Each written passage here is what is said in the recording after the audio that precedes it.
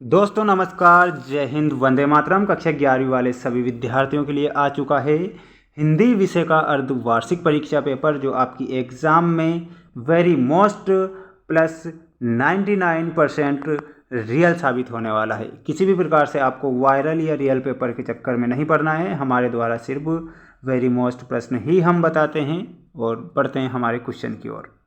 Question में आपसे पूछा गया है सही जोड़ी मिलाइए में अति महत्वपूर्ण प्रश्न है, जो कि सही जोड़ी काफ़ी महत्वपूर्ण होती है और सही जोड़ी ज़्यादा से ज़्यादा अंक दिलाती है।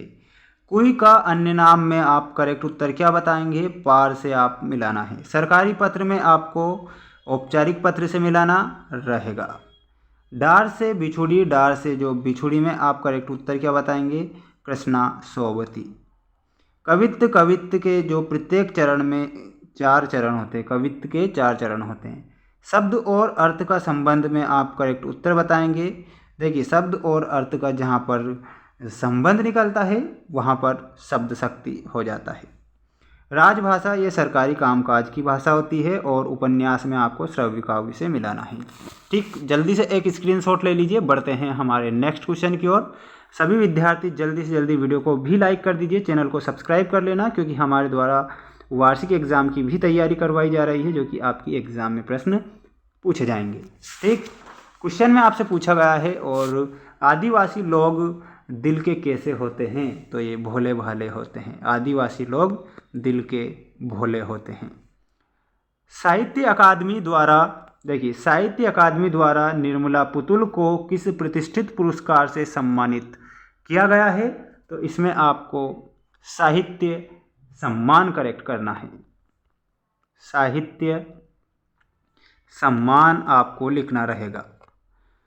वैदिक काल में महर्षियों के पूजा और मंत्रोच्चार के तरीके को क्या कहा जाता है? देखिए, जो वैदिक काल में महर्षि ऋषि मुनियों पूजा और मंत्रों का उच्चारण करते हैं, उस तरीके को क्या कहेंगे? उसे साम कहते हैं। क्या कहेंगे? साम आपको करेक्ट करना है। भारत का पहला समाचार पत्र वाचक किसे माना जाता है? तो देवर्षि जो नारद थे, वो समाचार पत्र वो इधर की खबर उधर देते रहते थे, तो जो समाचार वाचक हैं वो है देवर्षि नारद। देवर्षि नारद आप करेक्ट उत्तर बताएंगे। माली दौड़ा दौड़ा किसके पास गया? तो चपरासी के पास गया था माली। चपरासी आपको लिखना है। अगला क्वेश्चन है, व्यंग्यार्थ को व्यक्त करने वाली शब्द शक्ति को क्या कहते हैं? तो व्यंजना शब्द शक्ति हम उन्हें कहेंगे। क्या कहेंगे? व्यंजना शब्द शक्ति करेक्ट करना है। संज्ञा अथवा सर्वनाम की विशेषता प्रकट करने वाले शब्दों को विशेषण कहा जाता है। ये तो फर्स्ट सेकंड क्लास वाला क्वेश्चन है, विशेषण कहा जाता है। बढ़ते हैं नेक्स्ट क्वेश्चन की ओर और क्वेश्चन में आपसे पूछा गया है सत्य और असत्य लिखिए में अति महत्वपूर्ण प्रश्न है। और पहला क्वेश्चन है आपकी स्क्रीन के सामने। क्वेश्चन में आपसे पूछा गया है हिंदी साहित्य का स्वर्ण युग रीतिकाल को कहा जाता है। तो हिंदी साहित्य का जो स्वर्ण काल है वो भक्ति काल को कहा जाता है। यहाँ दिया गया है आपको रीतिकाल, तो ये आपका गलत हो जाएगा।